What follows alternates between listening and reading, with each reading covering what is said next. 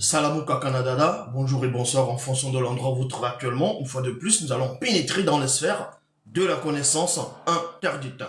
Aujourd'hui, nous allons aborder un sujet sur un personnage qui a réellement existé, mais ce personnage, vous savez que en fonction des religions, ils ont pris de son histoire, ils ont modifié son histoire complètement, ils ont changé son nom, sa filiation, sa langue, sa spiritualité, sa couleur et même son lieu de naissance. C'est la personne de, on va dire, Dali. Ce qu'on appelle Dali de son vrai nom. Et Dali, c'était un puissant apôtre. Et le mot apôtre veut aussi dire Na Mololoma. Ils ont pris de son histoire, ils ont introduit dans les canons, dans ce qu'on appelle le Nouveau Testament. Et là-bas, ils vont l'appeler sous la personne de Pierre Pétro. Ouais, Képha. Et à un moment donné, pour ceux, les adeptes des Bibles classiques, vous avez dû lire l'histoire où Pierre, l'apôtre, à un moment donné, on l'a pris, on l'a jeté en prison. On l'a jeté en prison et là-bas, il était miraculeusement délivré.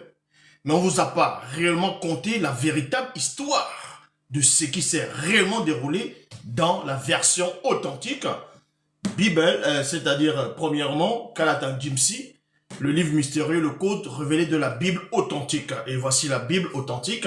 Pas d'erreur, pas de contradiction, pas de mensonge. Donc, vous allez, on va plonger dans la véritable histoire de cet apôtre qui a marqué son époque. Et donc, comme j'ai dit, ils ont changé son nom, ils ont changé son histoire complètement. Ils sont venus inventer la personne de Pierre, Pétro, Képha.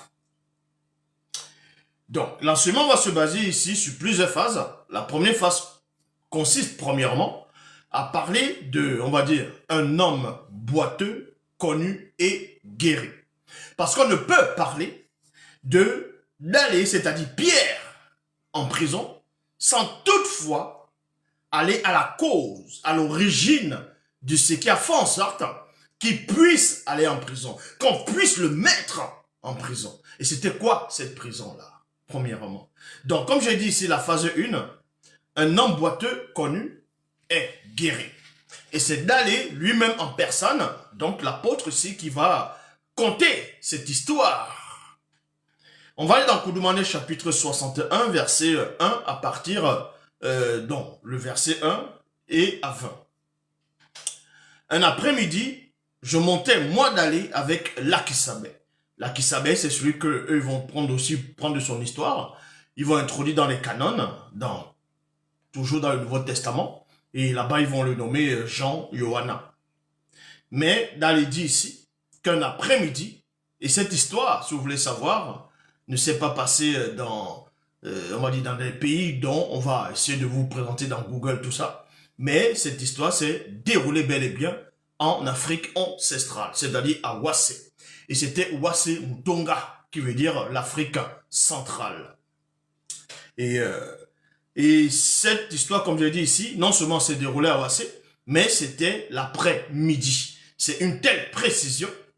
Je montais, moi, d'aller avec Lakisabé vers la rivière et passèrent sur la route du grand marché des bovins. Donc, ils étaient à 2. Parce que les autres apôtres aussi, deux fois, ils marchaient à 2. Et ils étaient à plusieurs aussi en fonction du moment. Mais d'aller ici, qui était devenu l'un on va dire, des grands maîtres maintenant dans la connaissance, dans la parole. Et il était en train de cheminer avec son compagnon de service, donc Lakisabé. Et pendant qu'il cheminait, ils sont passés par la grande route vers le marché, c'est-à-dire qui donnait au marché, le grand marché des bovins, où on vend les moutons, les chèvres, ainsi de suite. Tout près du marché, virgule, se trouvait un homme connu, boiteux de naissance, entre parenthèses, depuis la matrice, donc on met encore la parenthèse, l'utérus de sa mère, virgule, anomalie congénitale. Donc vous comprenez que cet homme boiteux est né déjà infirme. Il est né déjà c'est-à-dire de cette façon. C'est pas comme s'il a grandi, il est devenu boiteux, il y a quelque chose là. Il est né comme ça parce que c'est pour ça qu'on vous dit ici que c'était une anomalie, donc congénitale, qu'on portait et qu'on plaçait tous les jours près du marché. Donc c'était un homme, non seulement il était boiteux, il ne pouvait pas marcher. Oui, parce que voilà, parce qu'il y a des boiteux qui peuvent marcher. Tu peux être boiteux, c'est-à-dire d'une jambe, c'est-à-dire, voilà, tu as une jambe qui ne fonctionne pas bien, et tu as une autre jambe, tu prends un bâton, c'est-à-dire les béquilles, et tu te mets quand même avec l'autre pied, avec l'autre jambe. Mais sauf que lui, il ne marchait pas. Il était paralysé de naissance. C'était un infirme de naissance. Et les gens maintenant connaissaient cet homme-là, savaient que cette personne avait quand même une certaine moralité, une bonne moralité. Et cette personne, on va dire, demandait de l'aide à la population, demandait à manger, demandait la nourriture, ainsi de suite. Donc, même de l'argent, la personne demandait. Et les gens de bonne volonté portaient souvent cette personne et l'amenaient tout près du marché, au niveau du marché. Parce que au marché, il y a beaucoup de fréquentation. Il y a des gens qui viennent acheter, des gens qui viennent vendre, ainsi de suite. Donc du coup, pour que quand on puisse le voir, cet infirme, on puisse quand même l'aider. C'était ça la coutume ancestrale. Et c'est pour ça qu'on vous dit ici, qu'on portait et qu'on plaçait tous les jours près du marché. Il y a virgule ici, pour qu'il demandât l'aumône à ceux qui entraient au marché. Il y a point. Cet homme, connu sous le nom de Pungwedi, qui veut dire troublé. Qui veut dire troublé. Oui, parce que dans sa naissance même, il était là troublé. Parce que le fait de naître comme ça, là, et de constater que vous avez mis un enfant, un film, on va dire comme ça, au monde, les parents sont troublés, sa parenté, vous voyez, son entourage va être troublé. Parce qu'ils vont, pourquoi troubler? Ils vont se poser forcément la question de savoir pourquoi l'entité en charge des naissances et l'entité en charge de l'introduction dans le visible n'a pas, ou n'ont pas, pu faire, en gros, que cette personne puisse sortir dans, on va dire, comme la plupart des personnes en bon état. Donc son nom déjà veut dire troublé.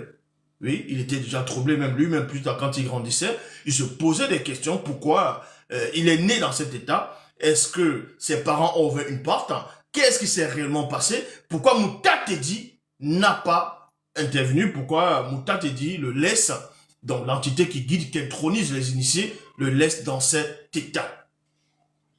Mais néanmoins, à cette époque précise, dans la localité où il vivait, il n'y avait aucun médecin qui pouvait le restaurer, qui pouvait faire en sorte que celui-ci puisse, c'est-à-dire marcher comme la plupart des gens. Aucun guérisseur voilà, ne pouvait accomplir cela, mais des gens de bonne volonté le portaient néanmoins tous les jours. Ils le portaient tous les jours pour le poser, afin que les gens qui viennent acheter tout ça puissent l'aider, parce qu'il va demander l'aumône, et ainsi de suite. Moi d'aller, virgule, de même que l'Akisabé, fixâmes les yeux sur Pongwedi et dîmes, regarde-nous.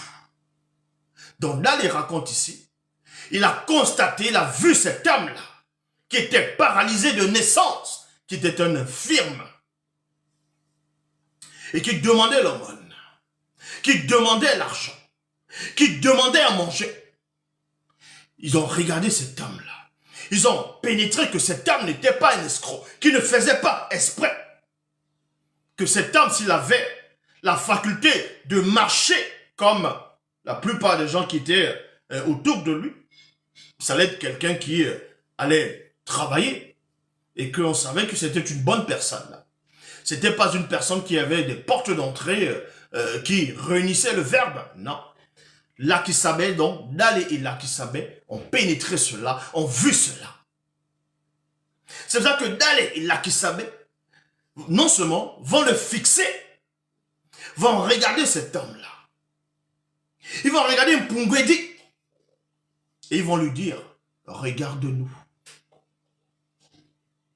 Et Pungwedi nous regardait attentivement, virgule, s'attendait à recevoir quelque chose de nous.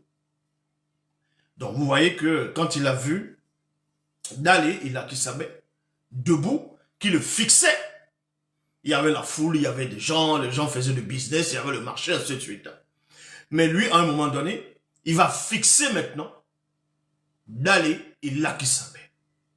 Il ne s'occupe plus des autres personnes qui, d'autres pourraient avoir l'habitude de lui donner, on va dire, l'aumône, de lui donner de l'argent, de lui donner à manger. Donc, il est focalisé présentement sur Dalé et Lucky Sabé. Donc, pendant qu'il est en train de les regarder, il s'attendait maintenant à ce que Dalé et Lucky Sabé puissent lui donner quelque chose, puissent l'aider. Parce que quand on voyait Dalé et Lucky Sabé, c'était des gens qui étaient quand même aisés, bon, qui étaient propres sur eux, c'était des gens qui étaient bien. Oui, parce que la communauté était prospère, il y avait beaucoup des riches dans la communauté. Donc, eux là, ils devaient œuvrer et le peuple devait aussi les nourrir. Et c'est là où, alors, moi Dalé, je lui dis, ce que j'ai, virgule, je te le donne. Il y a 2 points. Ce que j'ai, je te le donne. Pourquoi Dalé a répondu ainsi? Pourquoi ce qu'on va appeler Kéfa, Pétro, Pierre va répondre, va déclarer cela à cet homme-là? Parce que Dalé a reçu quelque chose de précieux. Quelque chose qu'on ne peut acheter avec l'argent. Il a reçu le don, la puissance. Il a reçu cela. Et il devait utiliser maintenant cette puissance, ce don, cette manifestation surnaturelle sur certaines personnes ciblées. Sur des personnes qui sont connues dans le grand temps des choses. C'est pour ça que Dalé et Lucky Sabé, vous allez comprendre pourquoi ils ont fixé cet homme-là d'abord, avant de parler. Pendant qu'ils fixaient cet homme, ils ont pénétré la nature de cet homme dans les 3 dimensions, dans la dimension spirituelle, astrale et physique. Et ils ont capté la fréquence. Ils ont reçu l'autorisation du grand ordre des choses. Que cet homme-là est connu. Cet homme-là mérite de recevoir la puissance qu'on vous a confiée. La force agissante qui est en vous. C'est pour ça que Dalé, il dit ici, ce que j'ai, je te le donne. 2 points. Lève-toi et marche. Lève-toi et marche. Vous allez comprendre quelque chose. Et le prenant par la main droite, je l'aidai à se lever. Il y a point ici. Au même instant, ses pieds et ses chevilles devinrent fermes, entre parenthèses, sous le regard perçant de l'entité en charge des naissances. Ça veut dire quoi ici? Qu'est-ce qui s'est passé là? Ce miracle extraordinaire n'est pas seulement un miracle qu'on peut voir directement, qu'on avait l'habitude de voir comme ça. Il y a quelque chose qui s'est produit en ce moment. Ça veut dire que l'entité en charge des naissances était là. Il a assisté à la scène. C'est pour ça qu'on vous dit ici que sous le regard perçant de l'entité en charge des naissances. Pourquoi entité en charge des naissances? Parce que c'est une nouvelle naissance. Donc quand Dalé dit « lève-toi », il va lui dire « lève-toi et marche ». Ça veut dire ici, c'est une nouvelle naissance. On est en train de façonner cet homme-là. Et donc l'entité en charge des naissances va intervenir par sa présence, c'est-à-dire par le regard perçant. Donc on est en train de le façonner. On façonne ses jambes, on façonne ses chevilles. C'est comme si on le prenait, on le rentrait dans le temps, dans le passé, dans la matrice de sa mère. Et on le façonne, on enlève cette anomalie. Voilà ce qui s'est passé ce jour-là. C'est ça le miracle. Béta ainsi dit.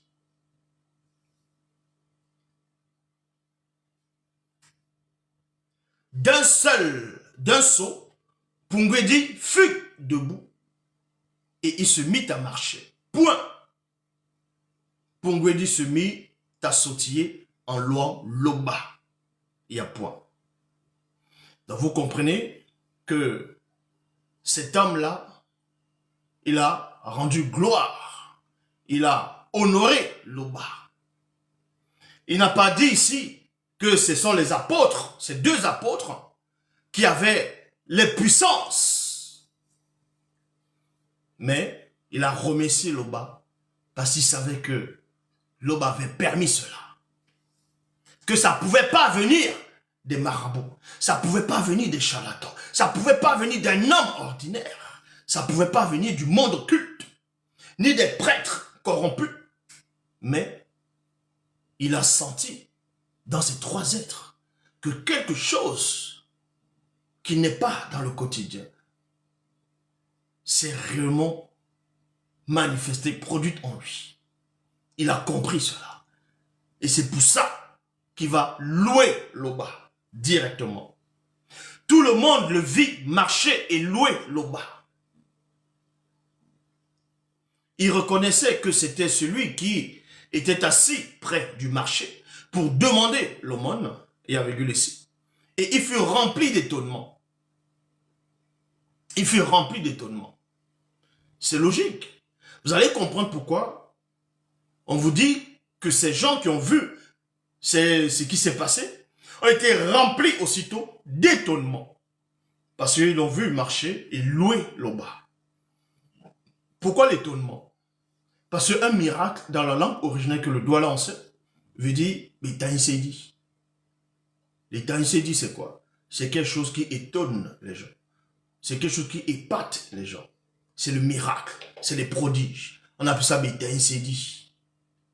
Donc, toi, quand on accomplit quelque chose qui n'est pas dans le commun des mortels, tu es dans l'étonnement. C'est pour ça qu'on vous dit ici qu'ils étaient remplis d'étonnement et de surprise au sujet de ce qui lui était arrivé. Comme Pongwe dit, ne nous quittez pas, Lakisabe et moi, virgule, tous ceux, entre parenthèses, c'est-à-dire tous, entre parenthèses, ceux présents, étonnés accourir vers nous. Ah ben oui. Donc vous voyez quelque chose qui vient de s'accomplir. Un miracle vient de s'accomplir. Quelque chose qui sort de l'ordinaire. Quelque chose que l'argent ne peut acheter. En plein marché, les gens sont en train de faire du business. Les gens sont vagues dans les, c'est-à-dire dans les quotidiens. Ils vont voir cela. Vous savez comment ça se passe en Afrique? Ils vont venir voir ce qui s'est passé.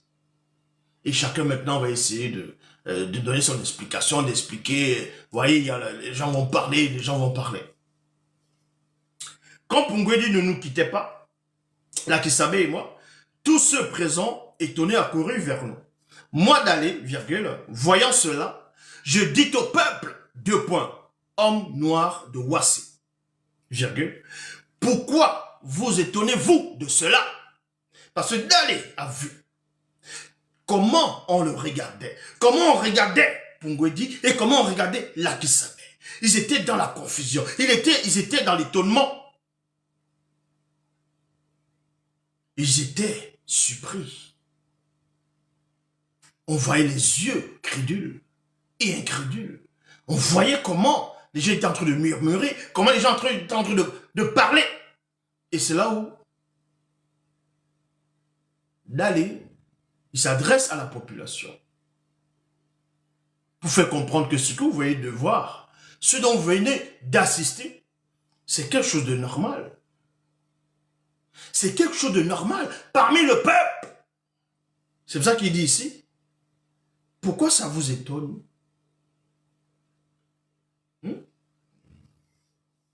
Pourquoi vous vous étonnez, vous, de cela?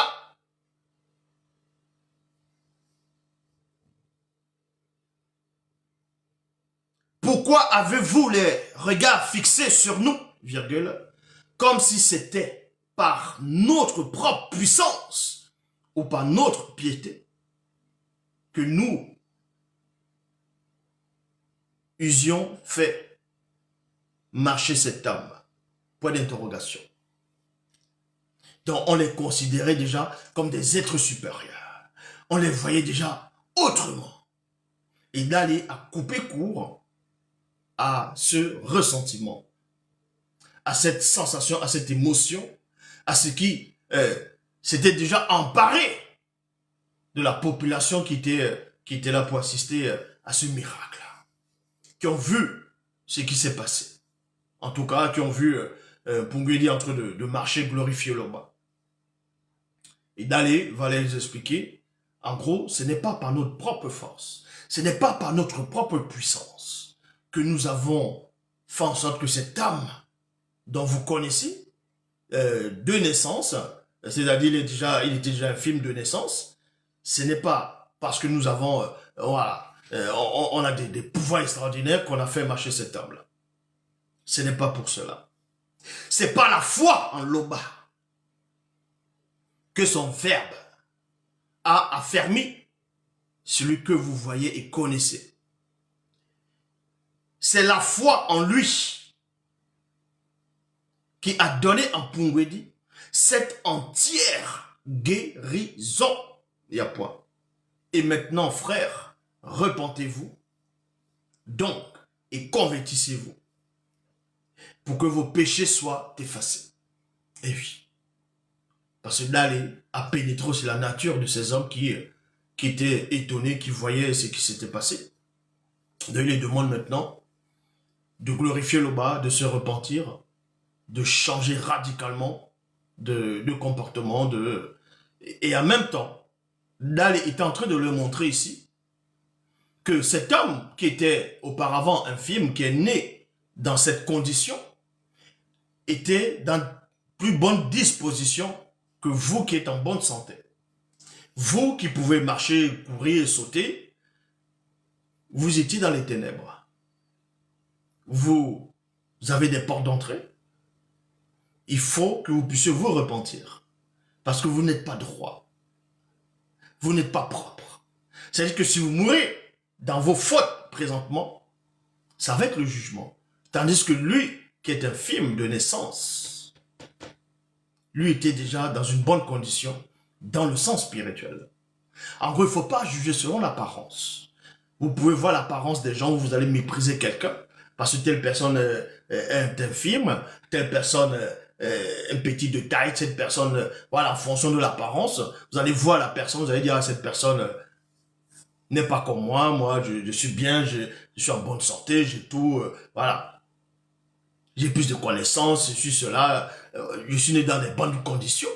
Là, vous voyez ça physiquement, visiblement. Mais vous ne savez pas ce qui se passe dans le plan invisible. C'est ce que Dalé, la moralité qu'il est en train de faire ici. Parce que vous marchez. Certes, vous avez la bonne volonté d'aider cet homme-là, de l'amener près du marché. Ça, c'est une bonne volonté, selon le visible. Mais ça, cet homme-là, dans le sens spirituel, il est plus avancé que vous. Ensuite, on va aller dans la phase 2. Les prêtres corrompus de haut rang mécontents. Ah ben oui. Les prêtres corrompus mécontents de haut rang mécontents. C'est la phase 2. Tandis que Lakisabé et moi Dalé parlions au peuple, virgule, suivant les prêtres corrompus de haut rang, mécontents de ce que nous enseignons le peuple. Ces prêtres ici n'ont pas vu le miracle. Ils n'ont pas vu ce que Dalé et Lakisabé ont accompli. Mais plutôt, quand ils sont arrivés, parce qu'ils ont entendu la clameur, ils ont vu la foule se réunir, qui n'était pas ordinaire. Parce que la foule se réunit quand ils sont au marché, on entend des voix, le business, ils sont en train de négocier les prix, ainsi de suite. Mais cette fois-ci, il y avait une autre clameur. Il y avait d'autres sortes de bruits qui a suscité la curiosité des prêtres corrompus. Des prêtres de haut rang corrompus. Et donc, du coup, ils ont dit, mais qu'est-ce qui se passe? Et ils sont arrivés parce que les prêtres de haut rang corrompus, dans cette région, dans cette localité, dans cet endroit, représentaient quand même l'autorité. Ils représentaient la moralité, pour ceux qui ne connaissent pas. et ils représentaient l'autorité. C'est pour ça qu'ils vont venir ici, quand ils vont voir d'aller et l'Akisabé en train d'enseigner le peuple. Non seulement ils enseignent le peuple, mais le peuple les écoute attentivement. Et quand les prêtres vont voir ça, ils vont se sentir en danger. Ils vont se dire, mais attends, voilà, ils vont convertir le peuple. Ça veut dire que nous, le peuple ne viendra plus vers nous. Le peuple maintenant va suivre ces hommes-là. Ça veut dire que notre business va être gâté. On n'aura plus d'autorité sur le peuple. On ne pourra plus tromper le peuple. On ne pourra plus faire ce dont on avait l'habitude de faire facilement, donc manipuler le peuple. Puisque là, ils ouvrent les yeux au peuple.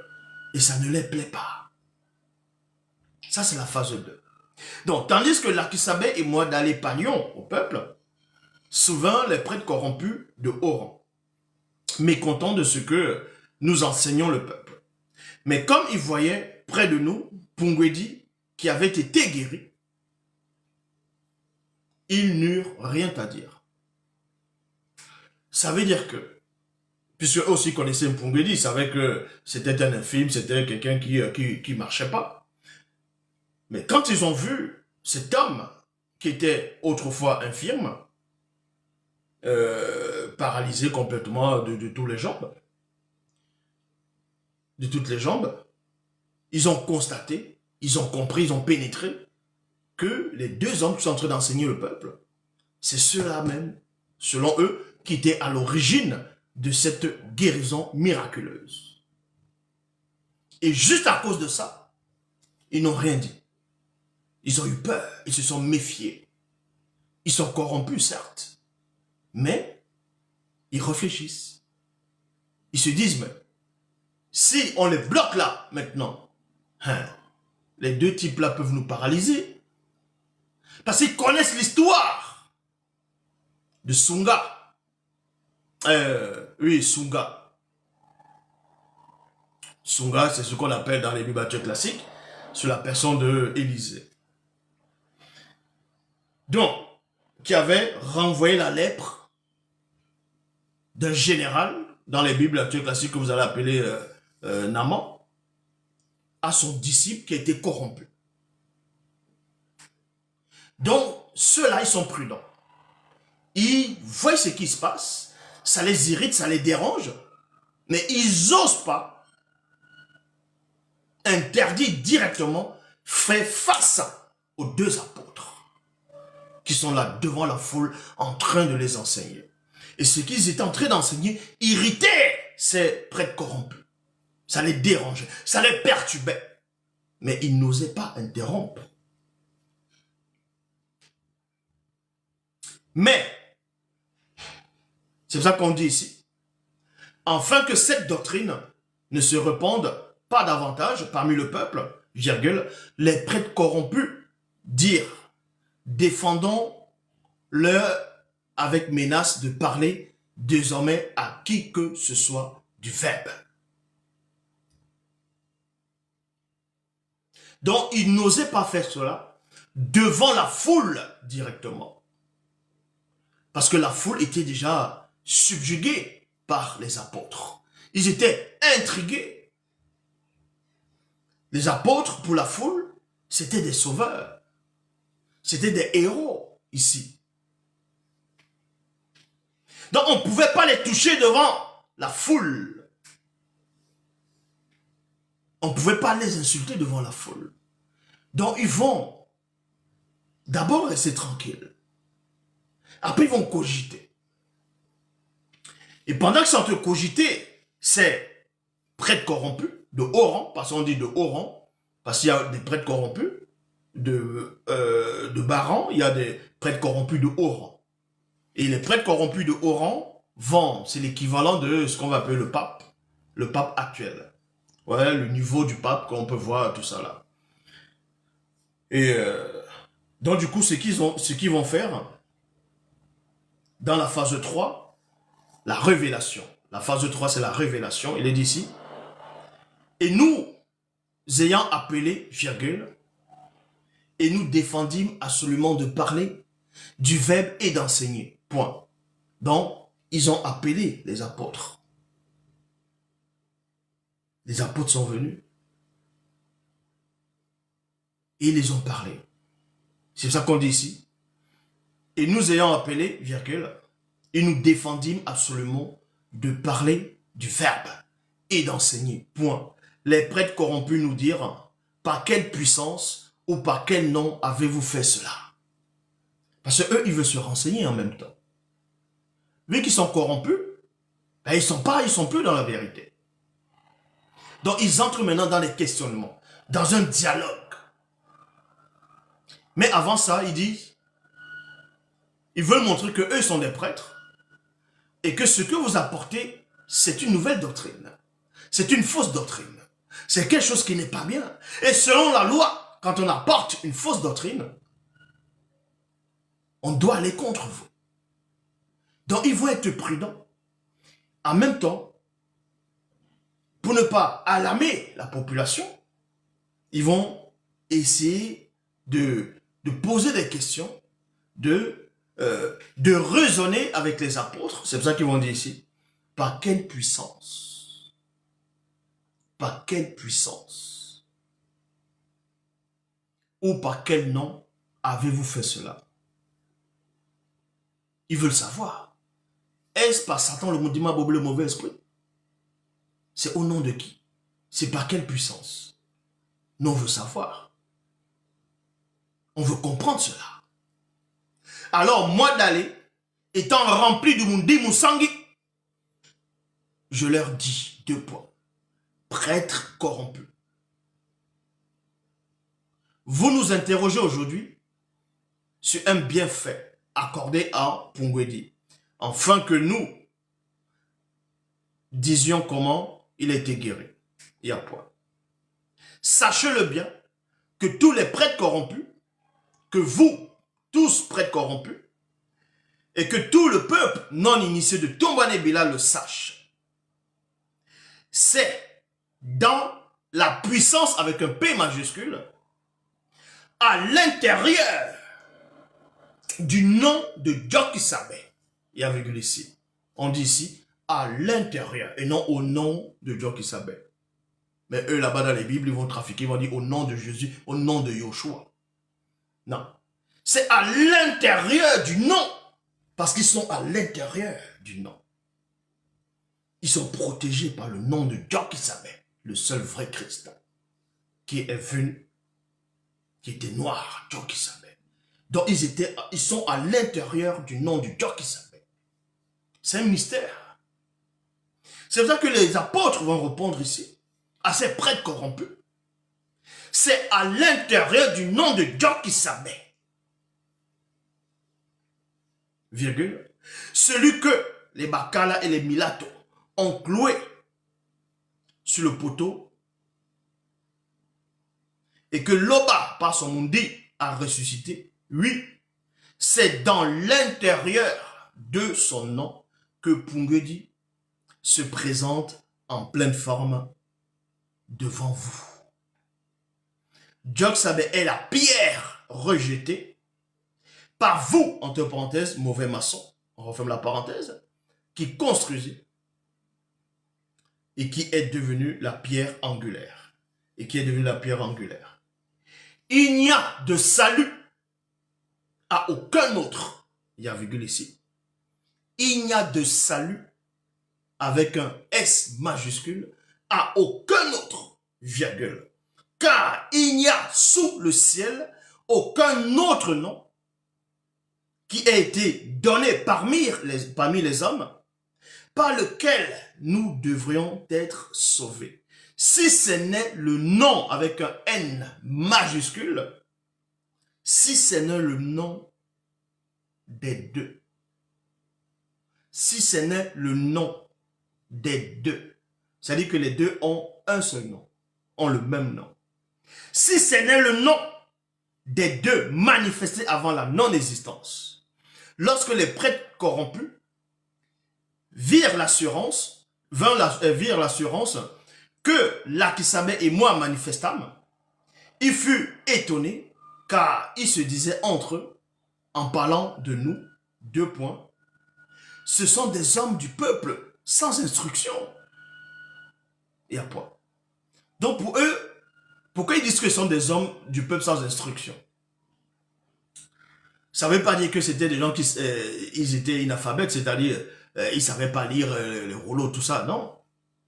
Vous devez comprendre qu'à une époque, en Afrique ancestrale, à cette époque, il y avait des écoles que, entre guillemets, ils vont appeler l'école de la spiritualité. Donc, il y avait des sociétés secrètes. Et dans ces sociétés secrètes, il y avait des chefs religieux de haut rang qui apprenaient beaucoup de choses. Ils apprenaient la loi, ils apprenaient que ce soit même la sorcellerie, plein de choses comme ça. Donc, ils se connaissaient, il y avait des grades. C'est pour ça que dans les Bibles classiques, on va les appeler les pharisiens. Donc, il y avait les pharisiens, les docteurs de la loi, les gens qui apprenaient, qui avaient une grande connaissance de beaucoup voilà, de la spiritualité, de beaucoup de choses. Dans ce qui est mystique, ainsi de suite. Donc, les Anda. Et ces prêtres ici, ils se disent, mais ces deux-là, ils ne sont pas dans notre société secrète. Ils ne sont pas dans notre école. Ils n'ont pas. Ils ne sont pas assis avec nous. Donc, logiquement, nous sommes plus instruits qu'eux. Vu qu'on ne les a jamais vus dans nos sociétés secrètes, dans nos écoles de spiritualité, entre guillemets, on ne les a jamais vus s'asseoir là-bas. On sait que lui, là, il pêchait le poisson. C'était un pêcheur de poisson. Un pêcheur de poisson, il sait quoi, à part tisser ses filets, tout ça là. Hein? Même s'il sait parler, il sait peut-être écrire. Mais il n'a pas plus de connaissances que nous, c'est pas possible. C'est ça qu'ils se posent la question, ils se disent, mais... Parce que la manière où les apôtres ont parlé ici, quand vous allez lire, vous n'allez pas voir ce que les prêtres corrompus, eux, ils ont vu. Parce que la réponse que Dalé et Lakisabé donnent ici, c'était un langage hautement soutenu. C'était un langage hautement soutenu et initiatique. C'est pour cela que quand ils vont répondre ici, d'aller, je leur répondis, prêtre corrompu, vous nous interrogez aujourd'hui au sujet sur un bienfait accordé à Pungwedi. Il y a virgule ici. Enfin, que nous disions comment il était guéri. Parce qu'il y a déjà un langage. Donc ça veut dire que ils comprennent que Dali et Lakisabé n'ont pas, en tout cas quand il entre parler ici, il ne s'exprime pas comme le peuple qui n'a pas fait d'études. Il ne s'exprime pas comme des gens, on va dire, qui sont des simples personnes comme ça au marché, qui... non. La manière dont il s'exprime ici, il s'exprime comme les ladies, c'est-à-dire les maîtres. Il s'exprime comme des initiés en chef consacrés. Le langage est soutenu et il y a l'assurance en même temps. Il y a la conviction qui est liée à ce qu'ils sont en train de dire. Et quand ils vont pénétrer cela, ça va les déranger, ça va les tourmenter. Non seulement ça les tourmente, mais l'apôtre ici donne la révélation que c'est à l'intérieur du nom de Lakisabé. Pour eux, ils n'avaient jamais entendu ça. Comment ça, tu vas entrer à l'intérieur du nom de quelqu'un comment? Comment on entre à l'intérieur du nom de quelqu'un? Comment on fait? Donc, ils sont en train de les enseigner autre chose que eux, ils ne connaissent pas dans les sociétés secrètes. Dans leur, entre guillemets, école de spiritualité. Ils ne savent pas ça. Donc, on les amène dans d'autres sphères de la haute connaissance, de la révélation. À l'intérieur du nom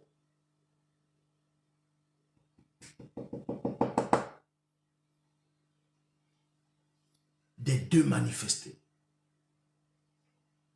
Et c'est là, ils sont troublés. Ils voient qu'il y a une connaissance qui émane de ceux-là dont, on va dire comme ça,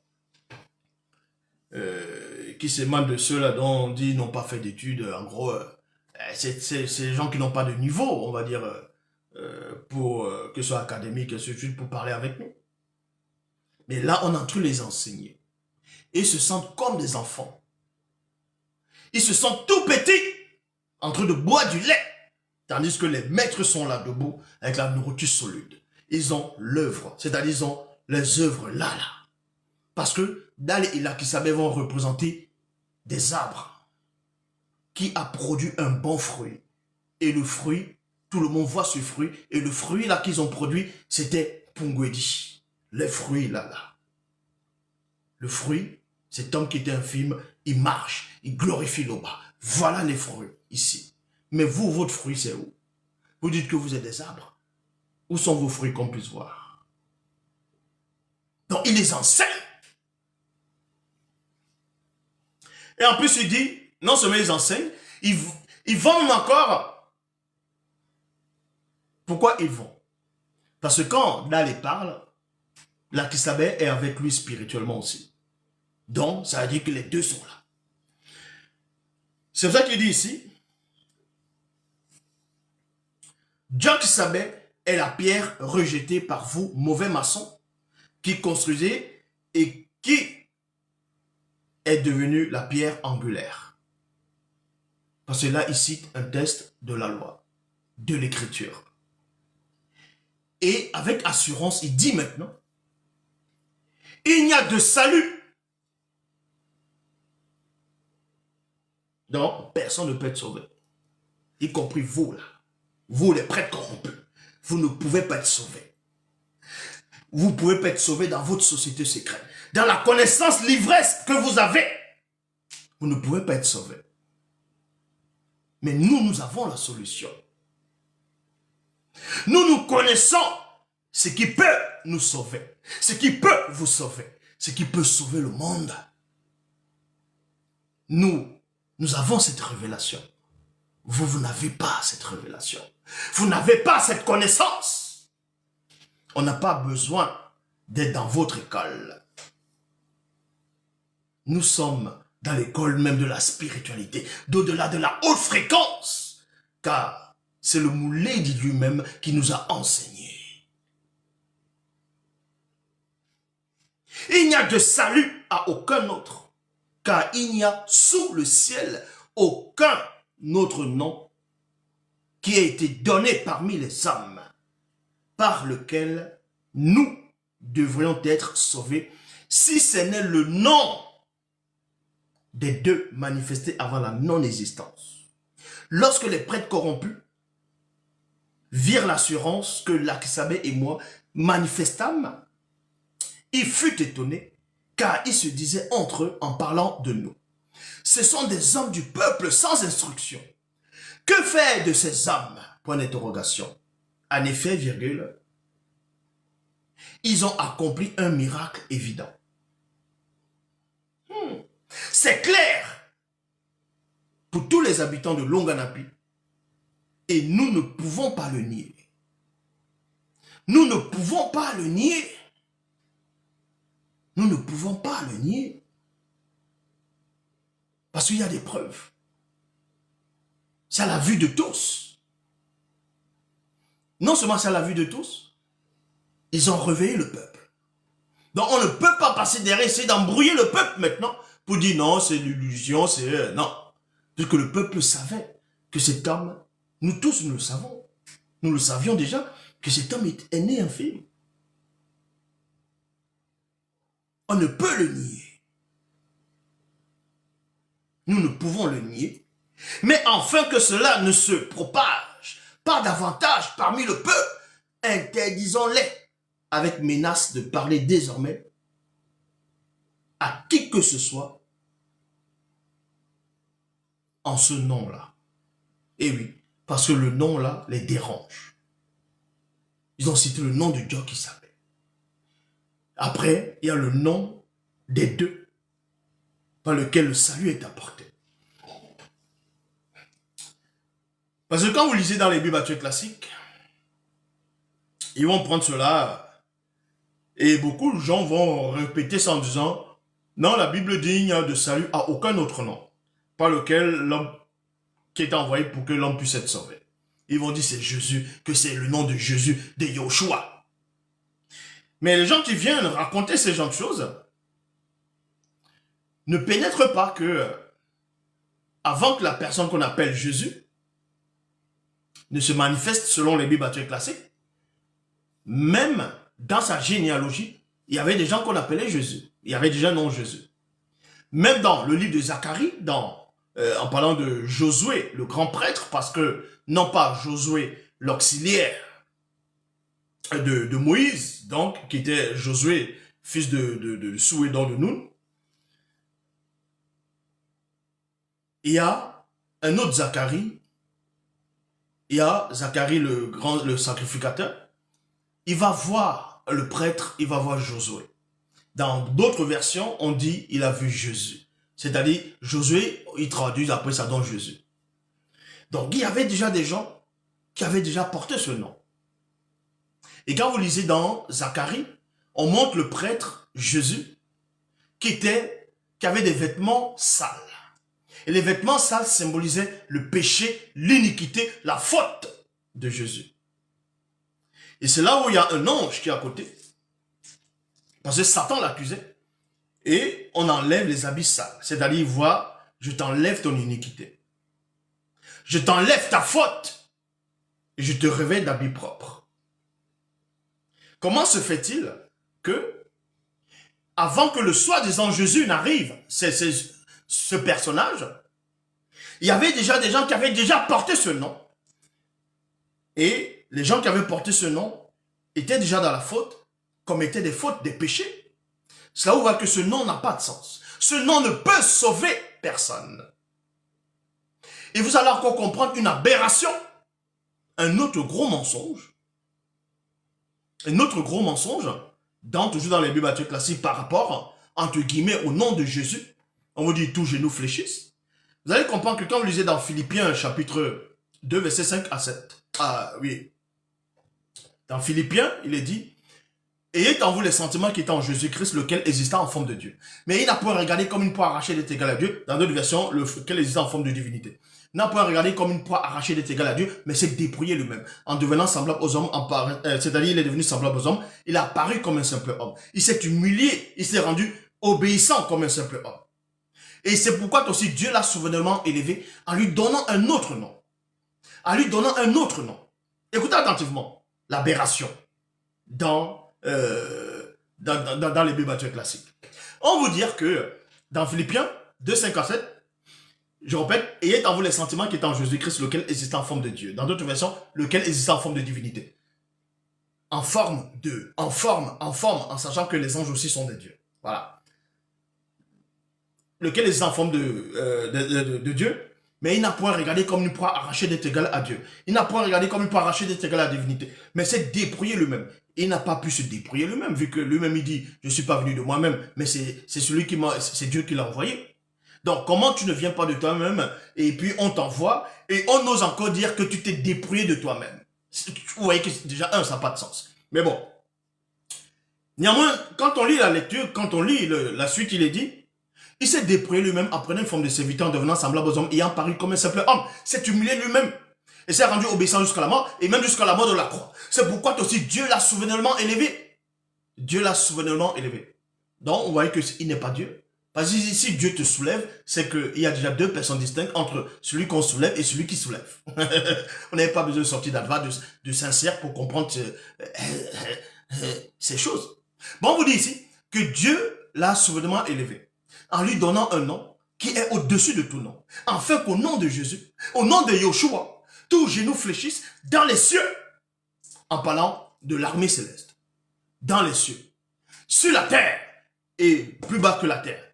Et que toute langue confesse que Jésus, voilà, au nom de Jésus, tout genou fléchisse et tout ça.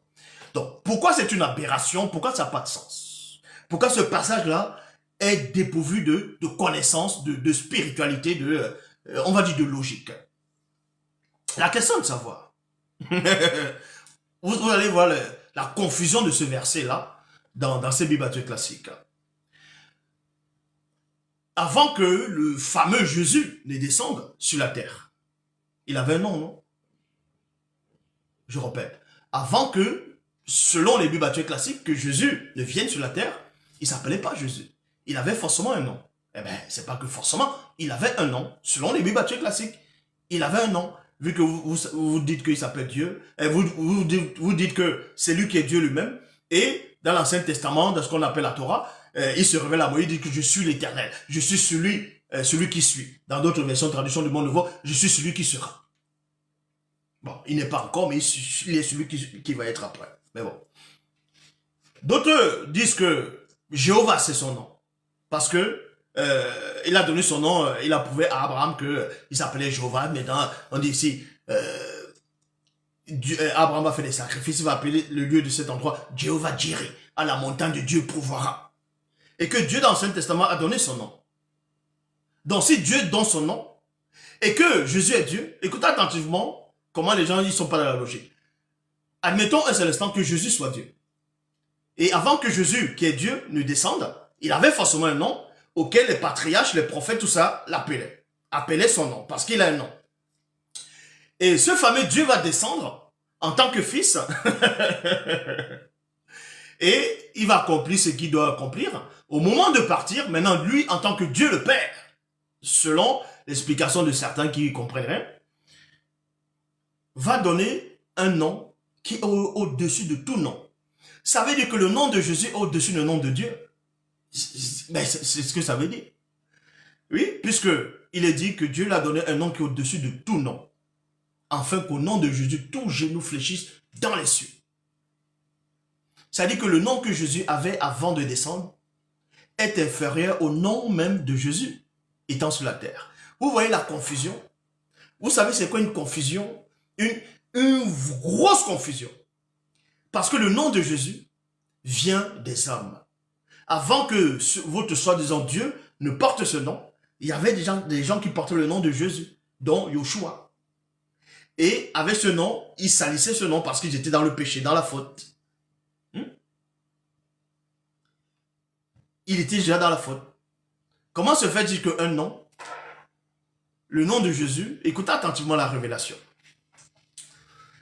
Comment se fait-il que le nom de Jésus, ou on va dire Yoshua, soit le nom qui sauve, soit le nom qui soit au-dessus de tout nom? On va vous montrer simplement que ça peut même pas être logique. Pourquoi? Parce que quand vous lisez dans Genèse chapitre 11, dans les Bibles actuelles classiques, il est dit que toute la terre parlait une seule langue et un seul mot. C'est-à-dire, toute la terre, tous les hommes, c'est-à-dire les hommes de la terre, dans Genèse 11, avaient une seule langue. Ils parlaient de la même façon, de la même manière. Vous voyez, il n'y avait qu'une seule langue. Il n'y avait pas l'hébreu, n'existait pas dans Genèse 11. Je vais vous expliquer ces choses-là. Ça, j'ai déjà expliqué. Si l'Oba le permet, je ferai même une vidéo sur ça. Donc, la langue hébraïque n'existait pas dans Genèse 11. Avant Genèse 11, la langue hébraïque n'existait pas. Parce que les Hébreux n'existaient pas. Tout ça, la langue acadienne, araméenne n'existait pas. Adam ne parlait pas l'hébreu. Selon les Bibles actuelles classiques, Adam ne parlait pas l'hébreu. Comment on appelle ça? Que ce soit de Adam jusqu'à Noé, c'était pas l'hébreu qui parlait. C'était pas l'hébreu. Les hommes ne parlaient pas l'hébreu à cette époque-là. Maintenant, ils vont dans d'autres fameux livres apocryphes, qui ne sont pas dans certaines versions des Bibles, ils vont dire, oui, mais la langue d'Adam, c'était l'hébreu. C'est faux. Adam ne parlait pas l'hébreu. La langue que Dieu parlait aux hommes, quand Dieu parlait à Adam dans le jardin d'Éden, c'était une seule langue. Et c'est en Genèse 11 que Dieu, dans les Bibles actuelles classiques, va manifester les autres langues. Est-ce que vous comprenez? C'est là où les autres langues vont être manifestées après. Et quand les autres langues apparaissent, c'est là où bien plus tard, il y a la langue hébraïque, il y a l'acadien, il y a ainsi de suite qui vont apparaître. Donc, comment se fait-il qu'on va vous expliquer qu'il y a un nom qui sauve, un nom qui est au-dessus des noms des anges C'est-à-dire les anges ont des noms qui ne viennent pas à partir des langues de la chute. Parce que les autres langues naissent à partir de Genèse 11 parce que il y a la confusion. C'est ce qu'on appelle Babel, ainsi de suite, Bab, Ili, Babel, Babylone. Donc la langue de la confusion pour que les gens ne s'entendent plus. Vu que Paul de Tarse lui-même, en parlant on va dire, le parler en langue, il dit les langues vont cesser. Les langues cesseront. Les langues cesseront. C'est quoi ces langues qui vont cesser selon les bibliothécaires classiques? C'est les langues qui ont été manifestées à Babel, dans Genèse 11. Toutes les langues vont cesser. Mais il y aura quand même une seule langue qui va rester. Donc comment se fait-il que les anges ont déjà les propres noms qui ne dépendent pas des langues qui sont venues dans Genèse 11, mais une langue, un nom qui viendra plus tard à partir des langues de Genèse 11. Ce nom est supérieur, est plus puissant, c'est-à-dire plus puissant que le nom des anges, que les anges portent. Mais vous savez ce que ça représente, c'est une folie, c'est une aberration, c'est la maladie mentale de penser ainsi. C'est pour ça que je dis, si vous ne comprenez pas la spiritualité, laissez le seul enseignant vous expliquer ces choses-là. Peut-être que vous n'avez pas compris ce que je viens de dire, ou je vais répéter tout doucement. Déjà dans les Bibles classiques, on vous apprend, Jésus lui-même, Yoshua, il dit il apprend à ses apôtres comment il faut prier. Et dans la prière que Jésus a montrée à ses apôtres, c'est rempli de confusion. Pourquoi c'est rempli de confusion? Jésus dit, quand vous priez, il faut dire notre Père qui est aux cieux. Dans d'autres versions, notre Père qui est au ciel. Or, Salomon, il a expliqué que voici les cieux et les cieux ne peuvent te contenir, que Dieu n'habite pas dans le ciel. Mais pour Jésus, le Dieu de Jésus est dans le ciel, puisqu'il dit notre Père qui est dans le ciel. Notre Père qui est aux cieux. Ça veut dire que quelque chose contient Dieu. Que ton nom soit sanctifié. Ça veut dire quoi? Quand on dit que ton nom soit sanctifié, ça veut dire que au moment où il parle, le nom de Dieu n'est pas sanctifié.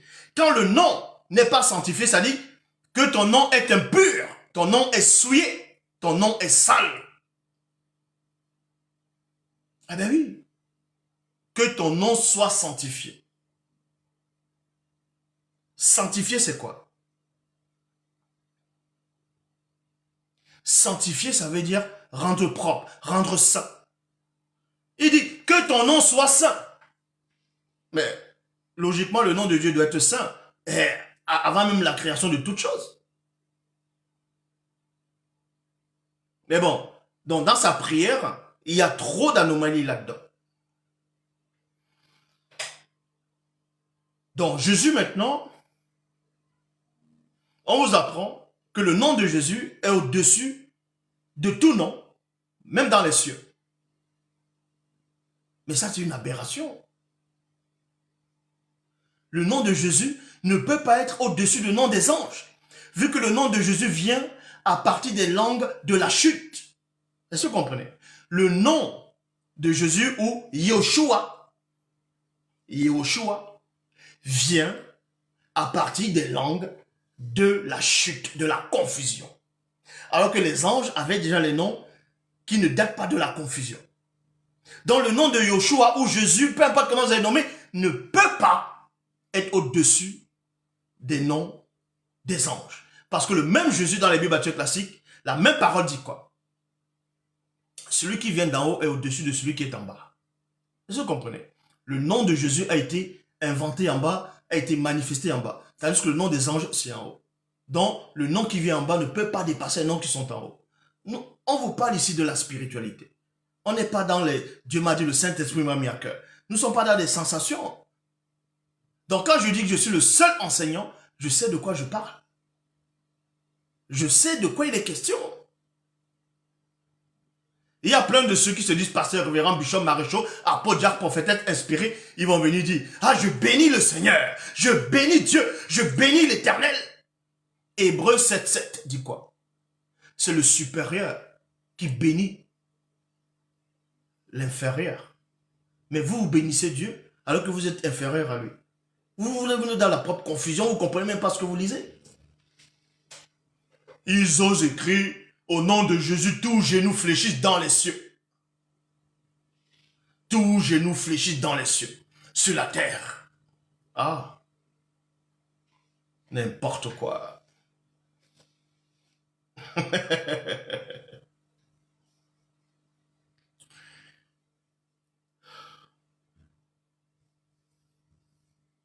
Si on me le permet aussi, je ferai une vidéo spéciale sur la divinité de Jésus, dans de Yoshua, pour vous démontrer qu'il n'est pas Dieu, il n'a pas été Dieu, et ne sera jamais Dieu dans les bibliothèques classiques. Je dis bien avec les versets à l'appui. Avec les versets à l'appui. Je vais vous le démontrer. J'ai déjà démontré ça plusieurs fois, ça fait des années. Mais il y a d'autres personnes qui n'ont pas vu. Je vais le redémontrer à l'appui. Jésus, je vais prendre les versets de ce que vous appelez l'Ancien Testament, voilà, que l'Éternel dit, il est le seul sauveur. Vous avez vos explications, toutes ces choses-là, c'est votre problème. Je vais prendre ces versets, je vais les exposer, montrer que Jésus, non seulement, il n'a jamais été Dieu, il n'est pas Dieu, il ne sera jamais Dieu, il ne vient même pas du ciel. Est-ce que vous comprenez? Qu'il n'a jamais vécu au ciel.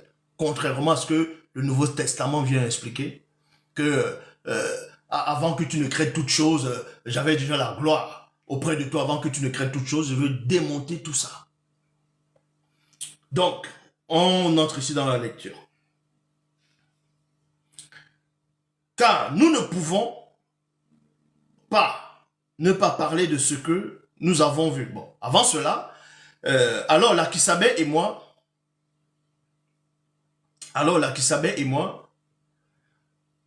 d'aller, qui connaissions leurs intentions, répondîmes à ces prêtres corrompus. Jugez en vous-même, est-il juste de vous obéir, homme dépourvu du mundi musangi, virgule, ou plutôt kaloba, point d'interrogation. Car nous ne pouvons ne pas parler de ce que nous avons vu et entendu. Ne sachant comment nous punir, entre parenthèses, contraindre nos âmes, châtier nos corps et condamner nos esprits à cause du peuple. Vous voyez, à cause du peuple, parce qu'ils craignaient le peuple. Les prêtres corrompus nous laissèrent et partirent. On va aller dans la phase 4. Moi d'aller en prison. Oui, parce que c'est le titre du live. Pierre en prison. Donc, moi d'aller en prison. C'est à cette même époque qu'un chef supérieur, entre parenthèses, aux dignitaires, très influent dans toute la localité, on referme la parenthèse, non initié, corrompu, connu sous le nom de Takisabé, qui veut dire maltraité. Donc, dans cette localité, il y avait un chef corrompu de la région, de cette localité, qui se nommait Takisane, du nom de Takisane. C'était ça, comment on le nommait. Et Takisabé, plutôt, qui veut dire maltraité. S'est mis avec les prêtres corrompus à maltraiter plusieurs non-initiés graciés qui étaient membres de Ebassi, entre parenthèses, l'église. Takisabé et les prêtres corrompus voulurent faire mourir Mouna Nganda, virgule, mais Moutatedi ne le permit pas. Mouna Nganda, c'est qui? C'est celui qui vont prendre de son histoire, ils vont inventer des choses dans les bibliothèques classiques, ils vont l'appeler, là-bas ils vont le nommer, ils vont l'appeler Jack, sous le nom de Jack. Et dans les bibliothèques classiques, on vous apprend qu'ils ont tué Jack. Ils ont tué l'apôtre Jacques. Oui, ils ont tué Jack. Et ils ont aussi voulu tuer Pierre, tout ça, mais ils n'ont pas pu, on l'a enfermé en prison. Mais ça, c'est faux. La vraie version, Jack, son vrai nom, c'est Mouna Nganda. Et on ne l'a pas tué. Moutatedi, celui qui guide, qui intronise les initiés, n'a pas permis. Mais quand ils virent qu'ils ne pouvaient pas tuer Mouna Nganda, ils me firent arrêté, moi, d'aller lorsque je me trouvais seul. Lorsque je me trouvais seul pendant ma méditation près d'un fleuve dans la soirée. Donc, si d'aller était en compagnie du peuple ou des autres apôtres, on ne pouvait pas l'arrêter. Ici, là. Mais parce qu'il était seul, il était éloigné de... Voilà, il était éloigné des autres apôtres, le reste de la population, il se trouvait seul. Et ils ont fait des recherches, ils ont vu que Dali était là-bas. C'est là-bas qu'ils sont venus le saisir, se saisir de lui, parce qu'il était tout seul. Bon, en même temps, Dali aurait pu aussi invoquer Mundima Bekor, qui s'est dit pour qu'il apparaisse, il les frappe. Mais il a fallu qu'on puisse l'arrêter, parce qu'il cherche à son temps. Et c'est pour un but précis. Donc, ils vont ici arrêter Dali. Après m'avoir fait arrêter et jeter dans une cellule de la prison de la chefferie supérieure où siégeait Takisabe, ils me mirent sous la garde de 4 gardes. Entre parenthèses, 2 devant la cellule où je me trouvais et les 2 autres devant la porte de la prison. Il y a point virgule. Ils avaient l'intention de me faire comparaître tôt le matin devant le peuple, afin de m'accuser de blasphème, entre parenthèses, parler contre Loba. Donc c'était ça leur intention. Le peuple avait déjà adhéré à Dali, le peuple avait déjà adhéré aux autres apôtres, avait déjà accepté les apôtres. Donc on ne pouvait pas le mettre à mort comme ça, sinon le peuple va se retourner contre le chef supérieur, va se retourner contre les prêtres corrompus, va se retourner contre les sociétés secrètes. Donc il fallait s'aimer la confusion parmi le peuple. Vu que les prêtres corrompus maintenant, et le chef supérieur il est corrompu, ils savent que le peuple a adhéré pleinement au verbe de Loba, a marché selon la loi du verbe. Il faudrait qu'on accuse un apôtre qu'il a blasphémé contre le verbe, qu'il a blasphémé plutôt contre Loba. Et là, le fait d'entendre ces genres de choses, le peuple va se retourner contre l'apôtre. Voilà le plan qu'ils avaient mis à exécution, qu'ils avaient déjà cogité, fait mariner. Durant la nuit, ils avaient fait mariner cela. Voilà. Dans cette prison, moi d'aller, j'étais attaché avec 2 chaînes. Avec 2 chaînes, virgule. Les 2 gardes postés devant la cellule et les 2 autres devant la porte de la prison dormaient. Donc, les 4 gardes, 2 devant la porte de la cellule et 2 devant la porte de la prison, ah ben, c'était la nuit et le sommeil, ça les a saisis. Ils ont commencé à dormir, ils dormaient profondément. Ah ben oui, ils dormaient profondément. Pour eux, Dali ne peut pas sortir vu que la prison est enfermée, est fermée, et les cellules sont fermées, et en plus il est enchaîné. Donc il ne peut pas sortir. Donc il est logique que ceux-là, ils vont dormir. Vu qu'ils avaient l'habitude de faire ça à certaines personnes qu'on enfermait.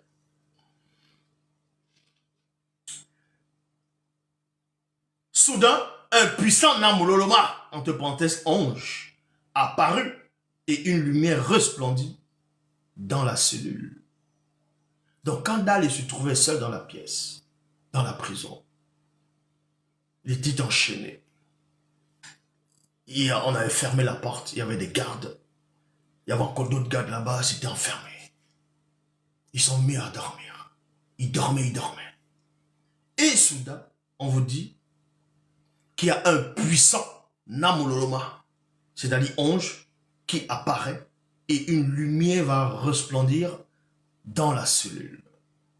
Moi d'aller, je levais les yeux, je regardais, et voici c'était un homme noir, homme avec un H majuscule, noir de notre race noire, un homme de notre race noire, vêtu de lin, et ayant sur les reins une ceinture d'or pur. Son corps était comme du chrysolite, son visage brillait comme l'éclair, ses yeux étaient comme des flammes de feu, ses bras et ses jambes, non, ses bras et ses pieds ressemblaient à de l'airain poli. Et le son de sa voix était comme le bruit d'une multitude. Oui, pourquoi le son de la voix de certaines entités sont comme une multitude, c'est-à-dire la foule, une grande foule, ou de fois on dit comme les grandes eaux. C'est ce qu'on appelle la haute fréquence. C'est une haute fréquence. Quand la fréquence est élevée, tu vas juste entendre du bruit. Comme les vagues, tu ne vas pas comprendre le langage. Comme les gens sont te parler, tu ne comprends pas. C'est ce qu'on appelle la haute fréquence même. Et même deux fois au-delà de la haute fréquence.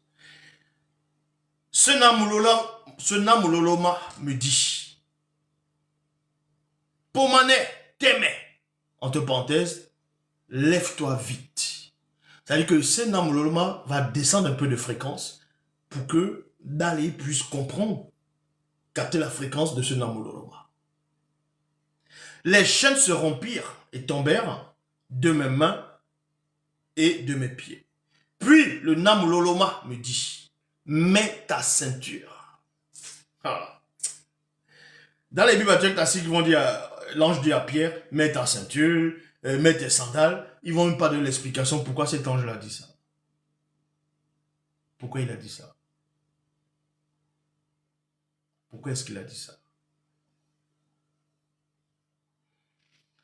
Remarquez que il n'est pas dit ici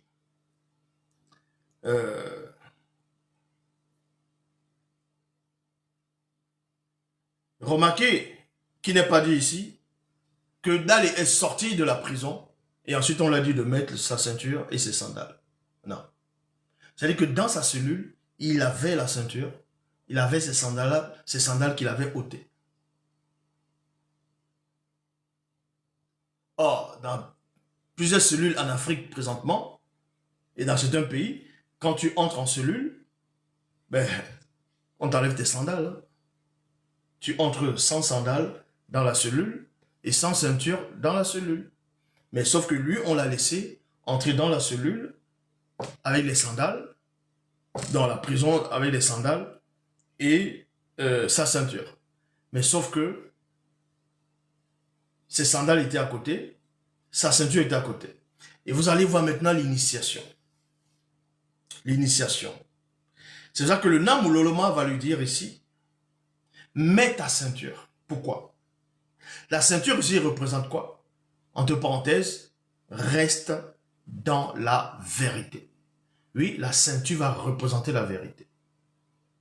La ceinture ici représente la vérité. Parce que la ceinture, on attache, afin qu'on ne puisse pas voir ta nudité. La ceinture, maintenant, c'est la liaison, c'est l'alliance, c'est ce qu'on appelle les kakea, dont on t'attache. C'est les lévis. C'est kakea. C'est pour ça que l'ange lui dit ici, mets ta ceinture, entre parenthèses, reste dans la vérité. Et mets tes sandales, entre parenthèses, reste dans la bonne nouvelle. Et Sombé, ce qu'eux vont appeler Paul de Tarse, qu'ils ont inventé, ils ont appelé Paul de Tarse, lui-même il avait reçu cette révélation, quand il parlait des âmes spirituelles des initiés, où il disait les armes de, voilà, les âmes spirituelles des initiés. Mais dans les Bibles classiques, on dit les âmes spirituelles, les armes de Dieu, les âmes que Dieu fournit par l'esprit. Donc, on parle du bouclier, de la foi, on parle du casque du salut, on parle de la cuirasse de justice, on parle des sandales qui représentent la bonne nouvelle pour apporter la bonne nouvelle de la paix. On parle de la ceinture qui va représenter la vérité. Donc, la vraie version ici, c'est quand Dieu a d'aller, mets ta ceinture, donc en gros, reste dans la vérité. Et tes sandales, restent dans la bonne nouvelle. C'est ce que je fis. Le Namuloloma me dit encore, mets ton manteau. Parce qu'on l'avait enlevé son manteau. Mets ton manteau. Le manteau va symboliser quoi? Entre parenthèses, reste dans la dignité. Reste dans la dignité. Vous comprenez ce que ça représente? Ça va représenter dans le sens spirituel que quand on t'envoie aller apporter la parole, quand on t'envoie aller délivrer le peuple, quand on te mandate, tu dois être dans la vérité. Ça va représenter la ceinture. Tu dois avoir les sandales, donc, c'est-à-dire la bonne nouvelle. Tu dois être dans la bonne nouvelle. Et le manteau maintenant, ce vêtement, va représenter, tu dois être dans la dignité. Et suis-moi. Donc ces trois choses. La vérité. Quand tu es dans la vérité, tu restes dans la vérité, tu vas apporter la bonne nouvelle. Tu vas pas venir Dieu m'a dit, le Saint-Esprit m'a mis à cœur, tu te mets à raconter des hérésies, les choses qui ne tiennent pas. Ah, Jésus c'est Dieu lui-même, la Trinité. Alors que quand vous lisez Apocalypse chapitre 1, verset 1, il est dit quoi? Révélation de Jésus-Christ que Dieu lui a montré. Dans d'autres versions, que Dieu lui a donné. Et on vous révèle même encore que quand Jésus monte au ciel selon les bibliothèques classiques, même dans le ciel, il n'est même pas Dieu. Vu que Apocalypse chapitre 1, verset 1, Apocalypse chapitre 1, verset 1, Jean lui dit quoi? Révélation de Jésus-Christ. Que Dieu lui a révélé, dans d'autres versions. Que Dieu lui a montré. C'est-à-dire que vu qu'il est reparti au ciel, il ne sait toujours pas tout. Il a fallu que Dieu lui-même lui révèle encore des choses. Et Jésus-Christ est Dieu, n'importe quoi. Moi d'aller, je sortis et le suivis, sans savoir que l'intervention de ce Namololoma était réelle. Parce que lui, il était dans la confusion. Il était dans un état second. Pour lui, en ce moment, il ne savait pas s'il était en train de rêver, si il était en train de songer. Il y avait une sorte de mélange. Vous voyez, en même temps, on vous arrête injustement, on vous envoie en prison, on vous met dans la cellule, on vous enchaîne, et on dit, et le matin, on va vous présenter pour vous accuser que vous êtes retourné contre la parole, vous êtes retourné contre l'Oba, que vous avez parlé contre l'Oba, vous avez blasphémé. Qu'est-ce que les autres personnes vont dire, tout ça là? À un moment donné, tu es dans la confusion, qu'est-ce qui se passe, tout. C'est là où le Namololoma va venir dans le passé qui est le présent de Dalé. Donc toutes ces choses sont en train de se passer. Il est dans la confusion, il sait pas, il se dit mais est-ce que c'est vrai, c'est une allusion, voilà. C'est ça qu'il dit ici. Moi Dalé, je sortis, je le suivis. Mais il ne sait même pas si c'est un rêve ou pas, sans savoir que l'intervention de ce Namololoma était réelle. Je croyais rêver. Vous voyez? Lui-même il dit ici, qui croyait que c'était un rêve? Il croyait qu'il était en train de rêver. Une sorte de rêve conscient. La porte de la cellule s'ouvrir d'elle-même. Devant moi, je passais ainsi le seuil de la porte de la cellule. Puis celui de la prison. Moi d'aller, je sortis et j'avançais dans une rue. Aussitôt, le Namololoma me quitta. Revenu à moi-même, je me dis maintenant, je pénètre que le Moutoudou a envoyé son Namololoma et qu'il m'a délivré du plan macabre de Takisabé et de ses prêtres corrompus et des prêtres corrompus. Donc le Moutoudou, c'est l'aîné des deux, c'est Takisabé qui est donc le vrai Christ. Mais là, c'est le Moutoudou, donc qui veut dire l'aîné.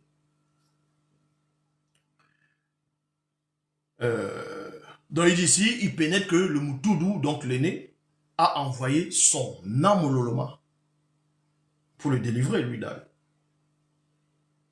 Et ensuite, il dit ici, après avoir réfléchi, virgule, moi d'aller, je me dirigeais vers la maison d'une sœur, entre parenthèses dans la foi, en Djok-Sabé, connue sous le nom de Okwale, qui veut dire instruire, où beaucoup de non-initiés graciés comme elle étaient réunis et priaient.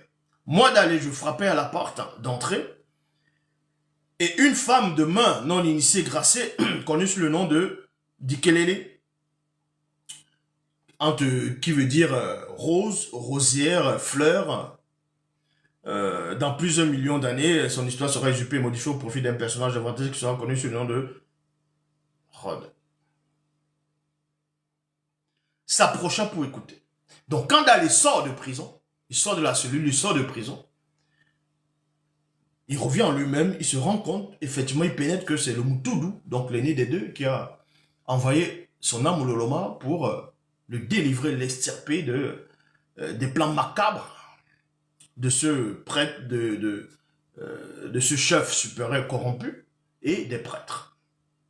Donc du coup, il sait que dans telle maison, dans tel habitat, il y a des prêtres, il y a des frères et des sœurs dans la parole en Djok Kisabé qui se réunissent là-bas, qui sont là-bas. Donc je vais donc aller, vu que c'est quand même la nuit, quoi. Je vais y aller là-bas, il frappe à la porte. Il y a une des femmes de main qui vient, elle vient pour ouvrir. Donc elle s'approche pour écouter.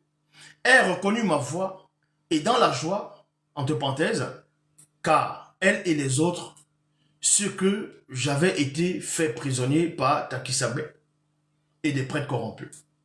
Donc cette femme elle vient, elle va reconnaître la voix de Dalé. Mais elle n'ouvre pas, parce qu'elle est dans la joie, en même temps de la confusion. Que d'ouvrir d'abord, parce que c'est la nuit quand même. Elle n'ouvre pas. Elle court aller dire aux autres que c'est Dalé qui est dehors.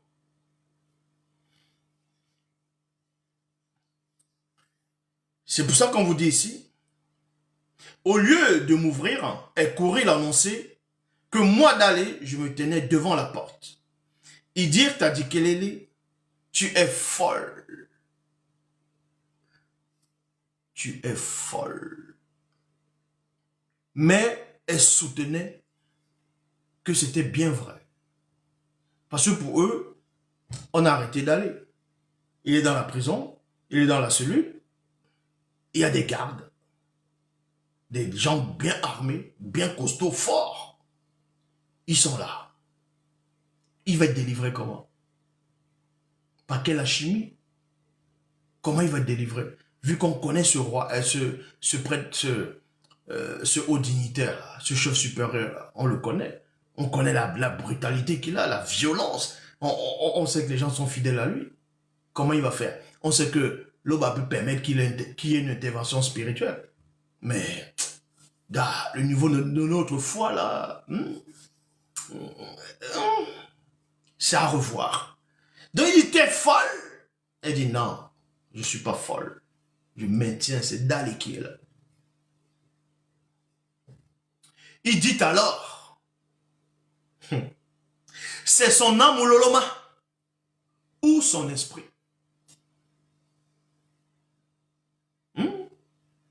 Ils vont même pas dire, va ouvrir la porte, ouvre la porte et vérifie.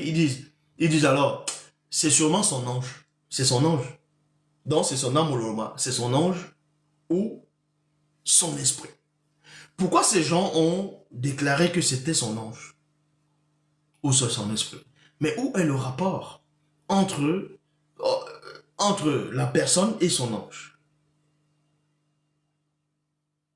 Où est le rapport? Ces gens-là sortent ça d'où? Comment on va te dire que Dalé est devant la porte, il est dehors, il est devant la porte? Vous ne croyez pas au départ? Et vous voyez que cette personne est en train de confirmer ce qu'elle vous a déclaré premièrement. Et vous dites, bon, admettons qu'elle dise la vérité, mais nous, on ne pense toujours pas que ce soit Dalé physiquement. C'est son ange, c'est son âme ou c'est son esprit. Ça veut dire quoi ici? Eux, ils vont apporter une autre doctrine ici, ces personnes-là. Quand ils disent c'est son ange, en gros, c'est son ange familier. C'est un ange qui va prendre l'apparence de Dalé. C'est un ange qui ressemble à Dalé. C'est un ange, c'est son ange. Ça veut dire quoi?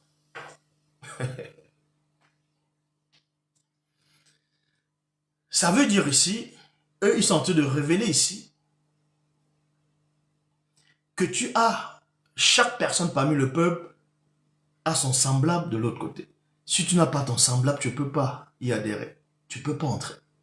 Tu as quelqu'un qui te ressemble là-bas. Parce que quand on voit moto, moto c'est moto, les entités ce sont les bateaux. Comprendre qui pourra. Donc eux se disent, c'est son esprit familier. C'est son ange gardien qui a son apparence, qui est là. Forcément qui est venu annoncer quelque chose.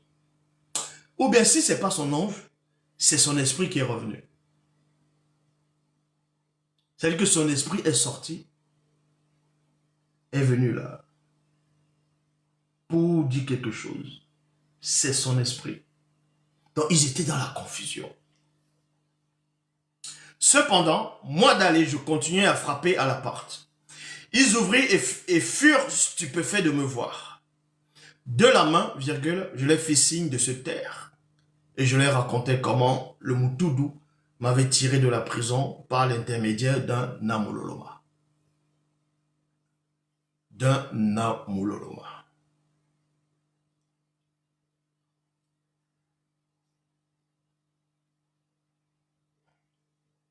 J'ajoutais, annoncez-les aux autres frères et sœurs.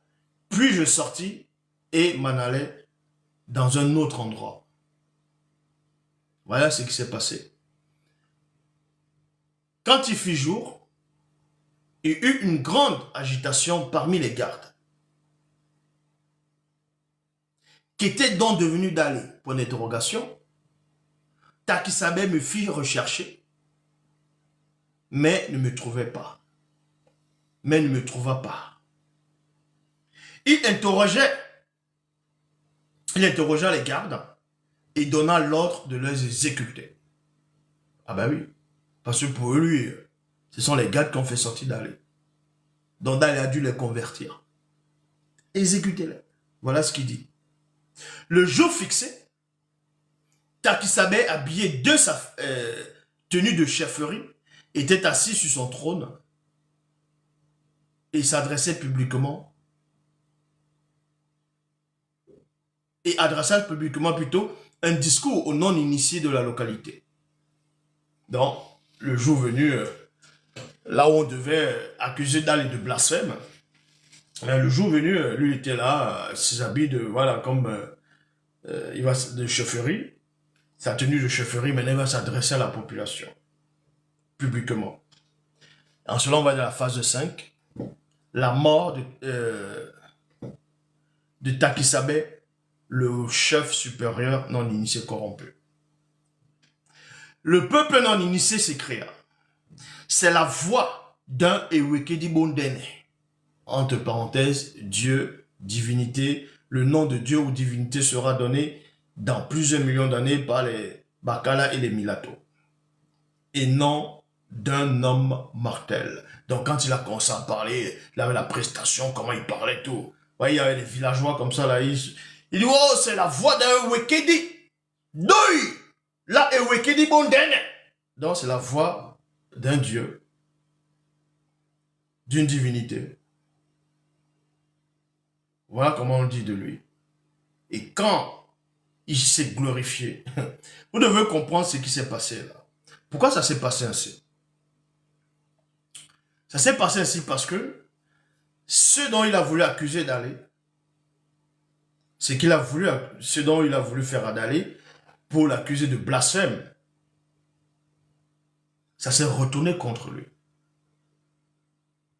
Parce que le peuple, maintenant, ignorant ici, a dit, c'est la voix d'un Dieu, d'une divinité. Donc, on dit, tu es une divinité, tu parles comme une divinité. Et il a accepté cela. En cela, il commet le blasphème. C'est ce qu'on appelle le choc en retour. Là, il a commis une faute, une grosse faute. Alors, Mundima Beko qui s'est dit le frappa, entre parenthèses, physiquement et spirituellement. Immédiatement, parce qu'il n'avait pas donné gloire à l'Oba, il mourut rongé des vers. Quant à la bonne nouvelle, virgule, elle se propageait de plus en plus. Donc voilà l'histoire de Dali en prison. Dans la véritable histoire. Kalatan Gypsy, le livre mystérieux, le code révélé de la Bible authentique. Et oui, passer à une Bible authentique. Et là, c'est la Bible authentique. Bible, Kalatan Bale, livre de la vérité. Et ou le livre de vérité. Voilà, Bible, la seule version authentique, pas d'erreur, pas de contradiction, pas de mensonge. Et la version, entre guillemets, traduite d'après les textes originaux, hébreu et grec, ça c'est faux. Bah, c'est la seule version ici là, de la Bible authentique. Vous le retrouvez dans les éditions zelula100.com. L'Oba, unique créateur, s'est encore glorifié. C'est comme ça et ce n'est pas autrement. Il n'y a qu'un seul enseignant.